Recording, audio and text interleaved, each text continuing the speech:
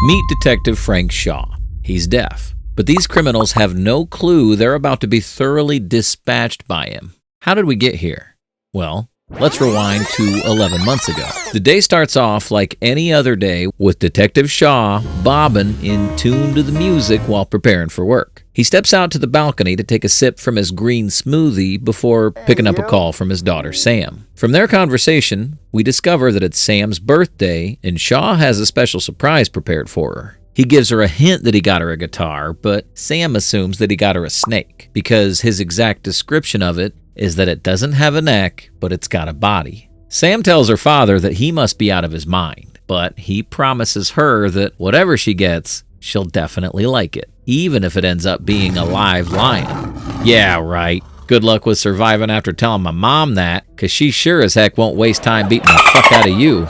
After the call ends, Shaw teams up with his long-term friend and partner, Doug Slater, who drives him in the direction of a construction site in hopes of catching an ex-con named Jimmy. Shaw urges Slater to drive faster, because he's trying to get home in time for his daughter's birthday boots, but his friend tells him to take a chill pill and stop going all cowboy. Not long after, they arrive at the site and approach Jimmy, who initially denies his identity. Jimmy tells him to find the nearest exit, because they're interrupting his lunch hour. Slater appeals to Jimmy to talk to him briefly, as they would only take a moment of his time, and then he could go back to eating his breakfast like a king. But Jimmy turns back to look at him, and realizes that they're probably cops. In a sudden blur of movement, Jimmy drags out a gun and threatens to shoot at his friend, but Shaw notices the sudden movement and shoots in his direction. He also studies Jimmy's gun and realizes that it's a Glock 42 that only houses 6 bullets in its chamber. So he chooses to chase after Jimmy, who's dropped his friend like a hot potato and was now running in the direction of a dark alley.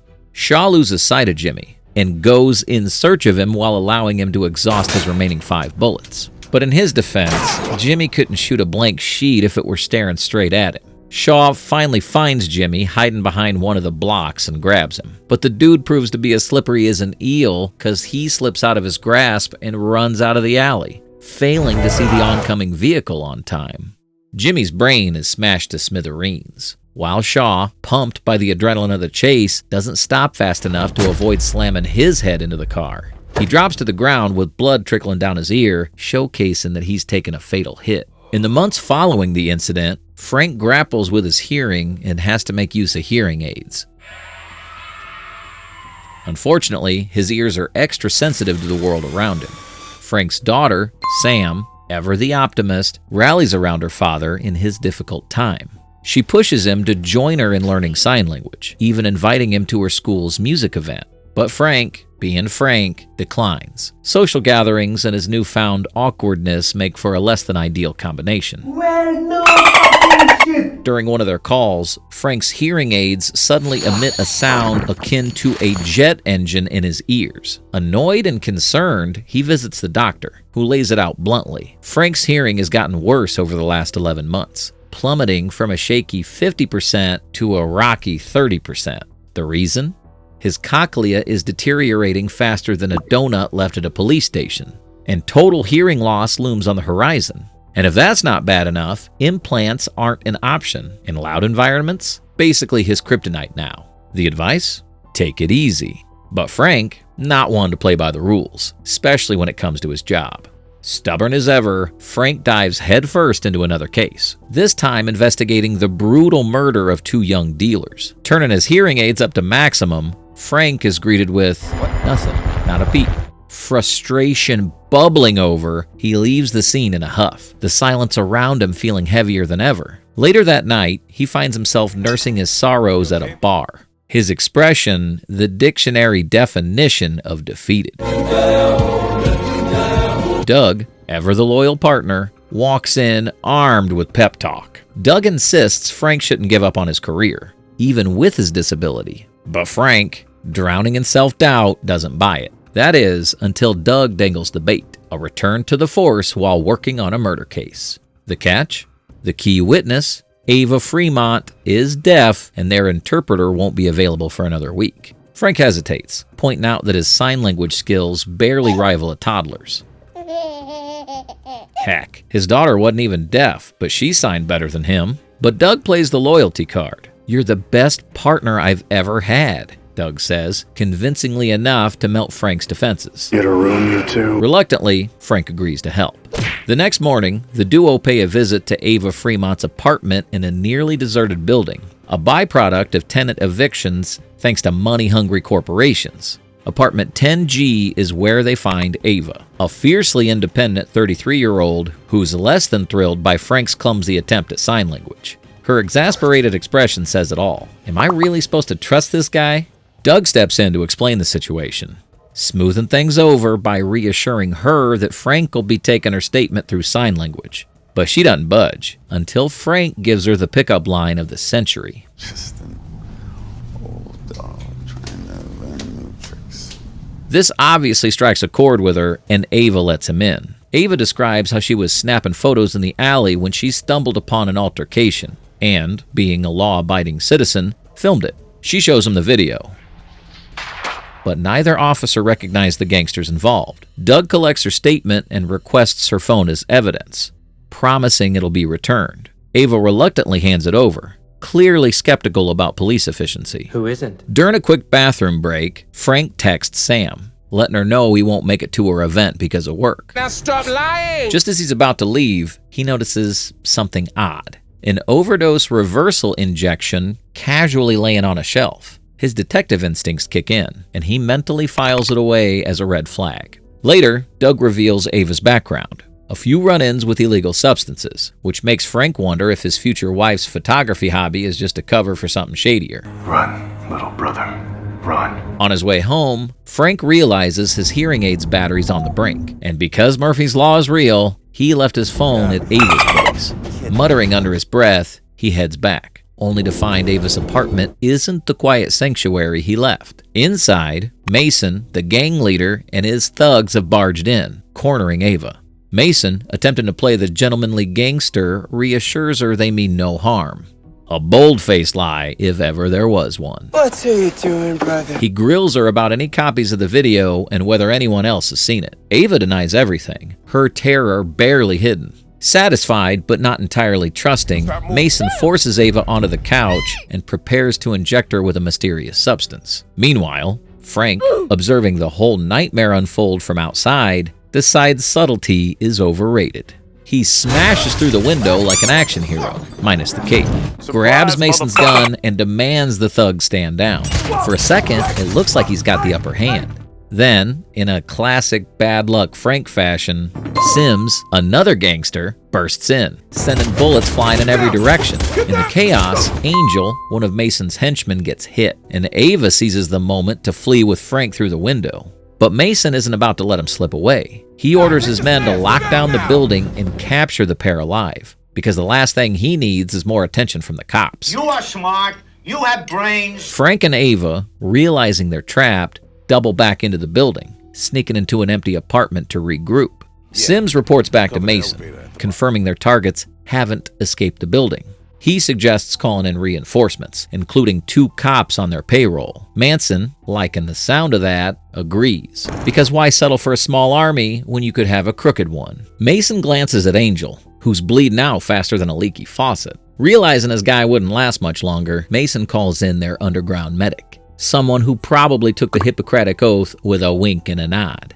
Meanwhile, his crew commandeered the building's security room, gaining access to surveillance feeds to keep tabs on Frank and Ava's every move. The chase was officially on. In the temporary safety of an empty apartment, Ava struggles to catch her breath, her anxiety written all over her face. Frank, in a rare attempt at being comforting, tries to reassure her. But Ava, ever the pragmatist, wants answers. How did they even find me? She demands. Frank's theory? A dirty cop at the station tipped him off because, of course, corruption never takes a day off. Stop resisting! Stop resisting, sir. Frank, true to his detective instincts, doesn't stop there. He accuses Ava of being in the alley that night for less than innocent reasons. You weren't there for a photography exhibition, were you? You were after drugs, he said, the judgment practically dripping from his tone. You're being a bad partner. Ava, offended, fired back. That overdose kit wasn't mine. I was doing exactly what I told you, taking pictures.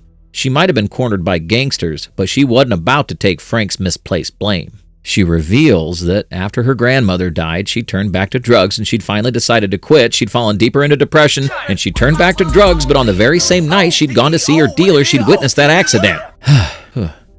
I think I might want to get some of that meth Ava's having. Life is good.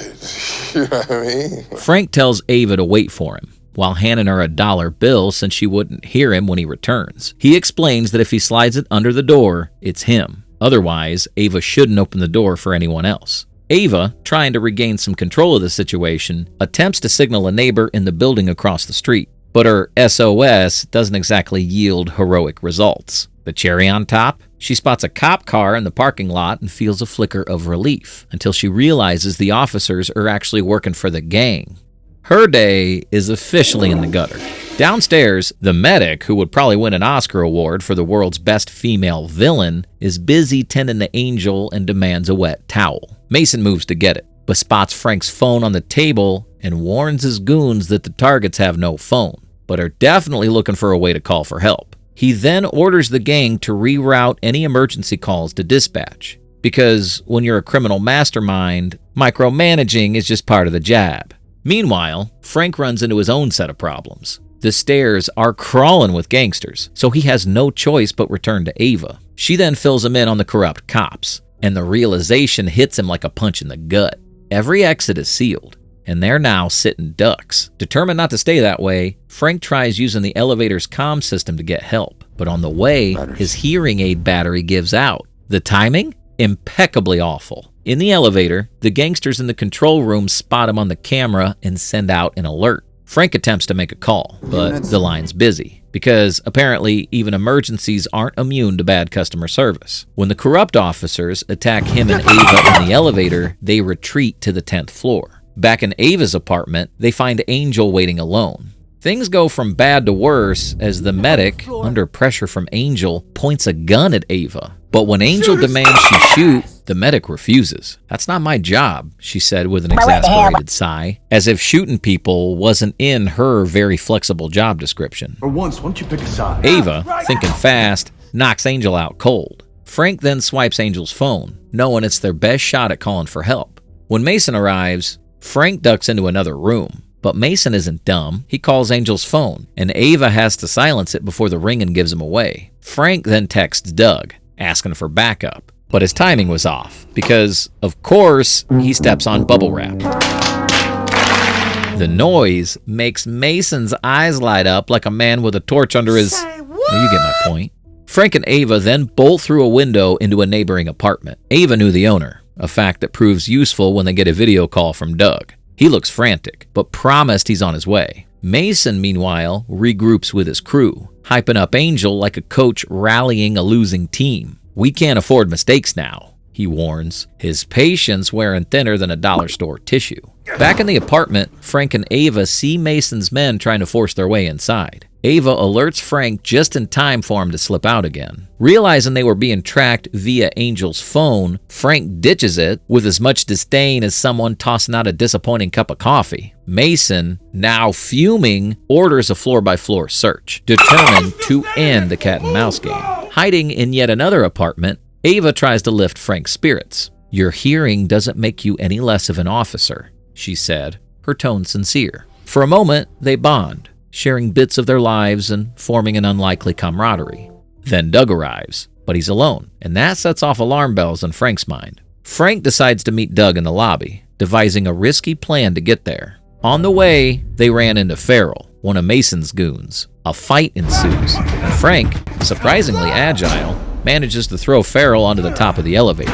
I guess all those morning jogs and green smoothies finally paid off. But Farrell isn't out for long and scrambles to reach for his gun. Frank knocks him out again, this time with more vigor, and confiscates the weapon. Mason's crew soon find Farrell, who spilled the beans on Frank heading to the lobby. In the shaft. Going down to the lobby. When Frank and Ava arrive, they find Doug being held as a hostage. Then, Mason's gang disarm Frank and seize Ava, injecting her with a high-dose illegal substance. Doug, visibly upset, tries to apologize, but it's too late. The gang plans to stage Ava's death as a self-inflicted overdose back in her apartment. Later, Doug attempts to bribe Frank into staying quiet, but Frank has other plans. During their descent in the elevator, Frank does this. He then rushes to Ava, administering the antidote just in time. As Ava slowly regains consciousness, she clings to Frank, her gratitude clear in her expression. Determined to end things, Frank hands Ava a gun and comes up with his boldest idea yet. Using gasoline he'd found earlier, he sets one of the apartments ablaze, forcing Mason's crew into disarray. The growing flames draw attention from authorities outside, scattering most of the criminals. Mason, however, isn't one to back down. He climbs down through a window into the burning apartment, desperately searching for Frank and Ava, but the duo was ready. They doused him with gasoline. Mason's screams fill the air as they ran out of the room before going downstairs. Frank finds Doug at the bottom of the stairs while being chased by Mason, who was as angry as a heifer. And believe me when I say he was definitely dreaming up a billion ways to kill Frank and Ava. Feeling trapped, Frank and Ava move past Doug and enter the apartment that belonged to the building's DJ. More like the neighborhood noisemaker, but you get what I mean. Doug follows him, and Ava cleverly increases the volume of the music to ear-deafening levels, causing Doug to scream and run out. Mason then rushes over to the spot and mistakenly shoots Doug thanks to the confusion that came with the screeching sound of the instruments. Who knew that sound could be a weapon? Oh, right.